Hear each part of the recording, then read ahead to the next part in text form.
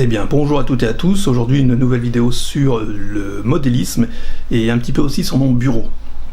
Parce que là, le bureau est un chantier, donc je vais vous expliquer 2-3 choses. Et après, je vous reprends dans le salon pour vous montrer un nouveau kit, car l'imprimante va imprimer, donc c'est dommage d'avoir le bruit de l'imprimante en permanence en bruit de fond. Donc, hop, demi-tour. On commence par cette armoire. Donc en fait, là la configuration de mon bureau. Donc j'ai mon matériel d'airsoft. J'ai une armoire avec des livres, des revues, un peu de brin et quelques Lego ici. Ici, donc cette nouvelle armoire. Donc dedans il y a 4 tiroirs. C'est déjà pris par du modélisme, de l'airsoft et mes DVD. Ici, donc en dessous, il y a un Mac. Il y a un gros Mac. Je ne sais pas si on le voit. Il y a mon matériel d'airsoft. Il y a le chantier sur le bureau. Le chantier sur l'étagère.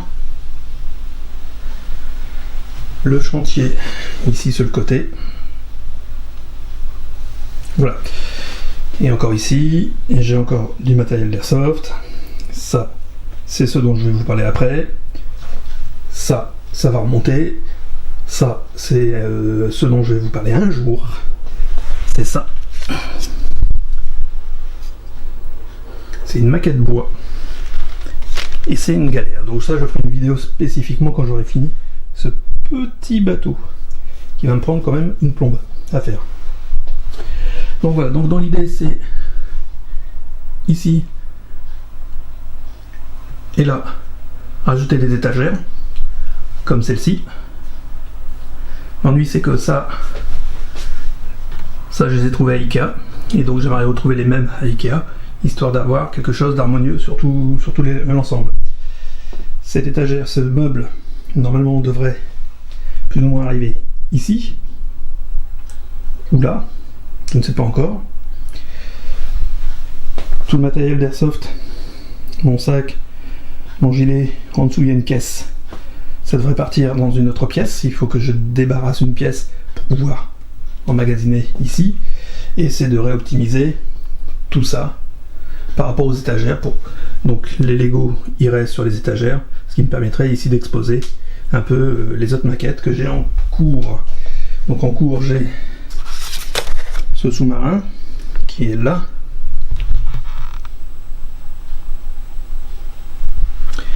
J'ai une Jeep et l'avion qui sont vraiment en cours de finalisation.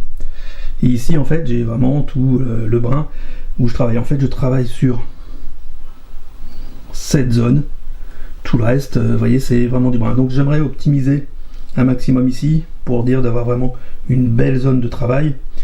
Là ce petit tapis, j'ai mine de rien ce tapis de découpe qui est quand même plus conséquent que celui-ci, donc j'aimerais bien l'étendre, mais voilà, il faut de l'espace et je n'ai plus d'espace. Voilà, donc je dois optimiser un maximum. Le Mac qui est en dessous, normalement on devrait venir à la place de ça pour avoir une double setup pour avoir certaines applis sur Mac. Voilà. Allez, sur ce, je vous reprends tout de suite dans le salon. Eh bien, nous revoici. Donc là, on va pas voir ma tête, de toute façon, on s'en fout. J'ai acheté ce petit kit. Voilà, de chez Meng. Avec ici. Donc, Meng. Je connais pas la provenance, si c'est chinois ou quoi que ce soit. J'ai pas eu le temps de faire des recherches. Avec le kit est vendu ce morceau de tranchée, donc le char vient dessus, et en contrebas nous avons la tranchée, le char en couleur, et les références couleur de chez AK. Voilà.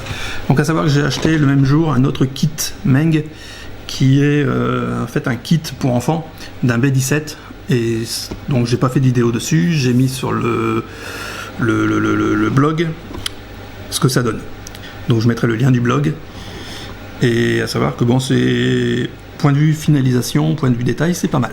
Enfin, de ce que j'ai pu faire sur la maquette pour mon fils. Donc là, on a quand même une belle boîte, je trouve. Et dedans, on a des grappes. On a beaucoup de grappes. Donc je vais pas vous faire le détail de toutes les grappes, hein. Il y en a pas mal quoi. Ça c'est la tranchée, ça c'est encore la tranchée.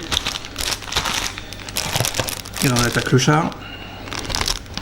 Donc j'ai quand même pas mal de grappes. Il y a vraiment beaucoup de pièces. Voilà. Au final, donc si ça on considère que c'est la tranchée, j'ai 1, 2, 3, 4, 5 paquets de grappes avec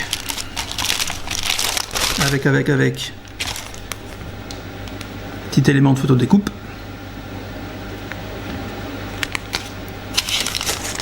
les chenilles à faire soi-même, si on voit bien avec les reflets. Et j'ai cette petite chose, je sais pas si on les voit bien,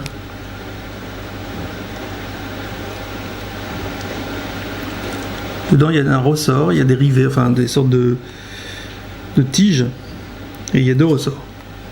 Donc je pense que ça doit faire partie du train de roulement. Donc les grappes apparemment sont bien dessinées, sont propres. Je vais vous en montrer une de plus près.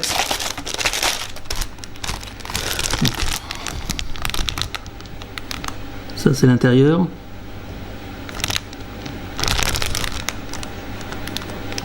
Il y a les rivets à l'intérieur quoi. Et ça c'est l'extérieur. Et on voit aussi... je sais pas si on le voit bien, je vais l'ouvrir.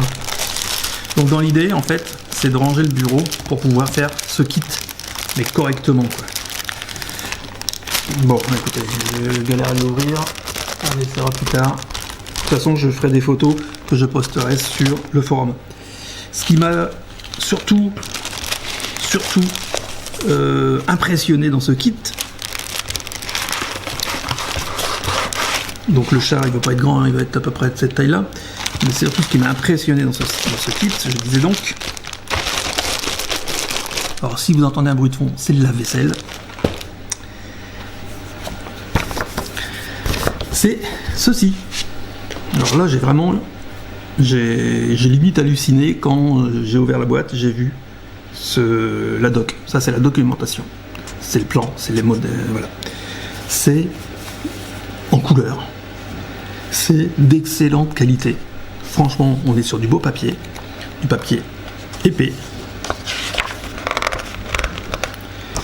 avec quand même le montage bien détaillé.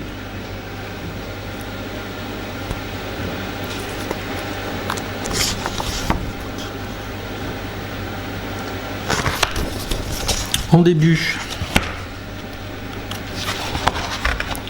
on a tout un petit historique, hors en anglais hein, bien sûr, avec ici un petit rappel historique du char, de qui a créé le char et ainsi de suite. Donc c'est de l'anglais, mais c'est de l'anglais assez simple, d'accord, avec des petits schémas en couleur. Et cerise sur le gâteau,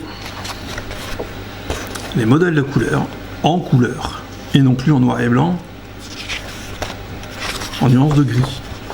On a vraiment là les différents types de chars en couleur. C'est super, j'ai jamais vu ça. C'est la première fois que j'achète un kit où ben voilà, j'ai ça quoi. Donc voilà, donc l'idée c'est de ranger le bureau, d'optimiser parfaitement le rangement en installant des étagères, en faisant du rangement à droite pour pouvoir stocker tout mon matos d'airsoft, et puis pouvoir ranger après mes maquettes pour pouvoir les exposer. Et surtout finir les 2 modèles, la Jeep et l'avion, pour pouvoir commencer celui-ci de manière beaucoup plus sereine et plus propre sur une table, un espace de travail plus propre.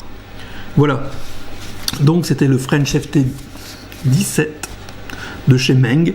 que je voulais présenter. Et puis j'ai vraiment hâte de le faire parce que ça va me changer. Des chars, j'en ai quasiment jamais fait. Et là, c'est un char de la Première Guerre mondiale, ce qui est encore peu commun. Enfin, on en trouve de plus en plus. Et ah oui, le prix, franchement, pas cher, 25 €. 25 €. J'ai failli prendre un modèle, le modèle